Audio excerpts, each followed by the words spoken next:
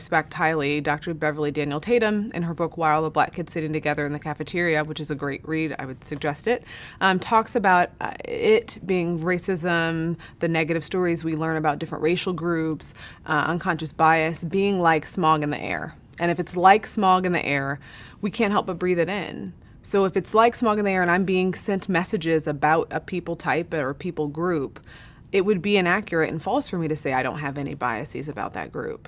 So why are all the black kids sitting together in the cafeteria, people would ask? And so the question of why are all the black kids sitting together in the cafeteria is really one of racial identity, right? So not necessarily race as a social construct per se, but because we've created different experiences around race, those kids of color very well might be sitting together because if they sit at that table, they might have someone for whom they don't have to explain, do a lot of extra explanation, or feel judged if something happens to them and that they feel is because of their race. There's some level of understanding, perhaps. And the way that I often explain that is all the football players are sitting together, all the cheerleaders are sitting together. The kids in drama club are sitting together, and so are the kids who play in band and the kids who play in orchestra.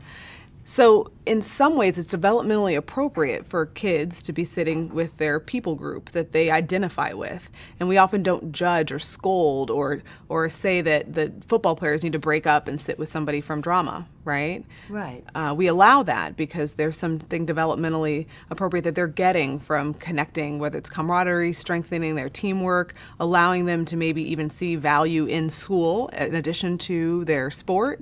And so oftentimes when people ask the question about why are the black kids sitting together, I encourage them to think about the fact that there are lots of other kids that are clustered. With race, it's, again, just more visible. But if we were to achieve diversity, wouldn't it be that one of the band kids walks over and talks to one of the football players, and there's no ridicule, there's no judgment, and they invite one another into their groups? So I actually think that that could be one example, but that doesn't necessarily mean that we've achieved diversity per se. Because I think that it's important to respect and value and support people in being in a place that's comfortable to them.